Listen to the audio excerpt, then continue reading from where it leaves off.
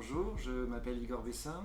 Je suis donc le gérant de l'entreprise Caraïbes Dock Service. L'entreprise, c'est un chantier naval spécialisé dans la réparation et la maintenance navale.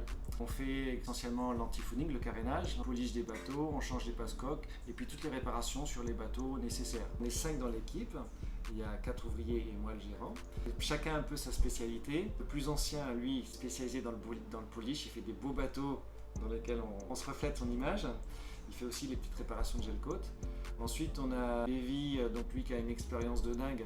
Lui, il fait les réparations qui sont plus structurelles. Donc là, il faut que ça soit du costaud, comme les quillons ou la coque elle-même. Blada, lui, le plongeur, et aussi mécano qui change les joints spi des bateaux sur les sail drive. Et puis Brian, le petit jeune, le petit nouveau, qui lui apprend et manipule le dock souvent. Et bon, après évidemment, on sait tous faire du carénage, c'est-à-dire nettoyer un bateau et passer l'antifouling. Ça, c'est le cœur de métier. Une journée type, ça commence déjà toujours par le briefing avec les équipes, de leur dire qu'est-ce qu'on fait aujourd'hui, le programme de la journée. Ça, c'est essentiel. Ensuite, pendant que l'équipe s'occupe des bateaux, fait le travail de terrain, moi, souvent, je suis au bureau et je m'occupe de tout ce qui est achat des consommables, tout ce qui est administratif, la compta, les investissements, la vision un peu d'avenir, puis évidemment les devis et les factures. C'est essentiel pour faire entrer l'argent. Souvent, je fais aussi le 5e homme sur le terrain. Quand il manque une personne pour faire un remorquage, pour aller caler un bateau dans l'eau, pour tirer sur une corde, pour accueillir un bateau à quai, c'est moi qui le fais.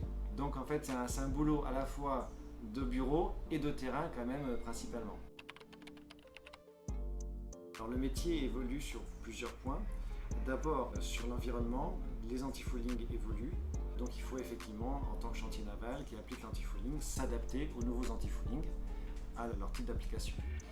Après, d'un point de vue plus technique, je constate aussi que les bateaux sont de plus en plus gros, de plus en plus grands. Donc, à l'entreprise, à moi aussi de gérer les investissements pour faire en sorte de pouvoir accueillir des bateaux de plus en plus grands. Donc ça, c'est en cours. Je ne peux pas non plus ne pas parler de la mise en place de la filière de dépollution des bateaux en fin de cycle. Un peu comme quand vous avez une voiture, vous l'amenez à la casse. Quand vous avez un bateau, vous voulez vous en débarrasser parce qu'il ne vaut plus rien. On n'a pas cette filière-là en Guadeloupe. Donc, il faut la développer. J'essaie d'être acteur de cette filière-là, mais c'est en cours. À mon avis, la meilleure solution pour avoir un emploi, c'est d'être auto-entrepreneur et de se lancer tout seul. Pour ma part, j'ai plein d'idées de petits travaux, quel que soit son niveau d'études. Mais par contre, il faut juste de l'énergie et être prêt vraiment à monter sa petite entreprise et partir tout seul. Il n'y a pas besoin forcément de beaucoup de moyens au début. Faut pas croire. J'ai choisi ce métier parce que je suis sorti à l'école. J'ai voulu travailler dans la maintenance nautique. J'ai eu mon CAP. Ensuite, j'ai fait un stage ici. Ça s'est bien passé. J'ai décidé de revenir ici, de demander du travail. Bon, mon patron m'a accepté. Ça s'est bien passé. Maintenant, je travaille ici. Le matin, le patron met le planning. Ensuite, avec les employés, on fait descendre le dock. On fait le bateau entrer. On fait monter. Ensuite, on va chercher le caoutchouc. On nettoie. On laisse sécher 1 heure, 2 heures de temps. Ensuite, on peint. Et on fait les embases, les vidanges d'huile, les réparations de la résine.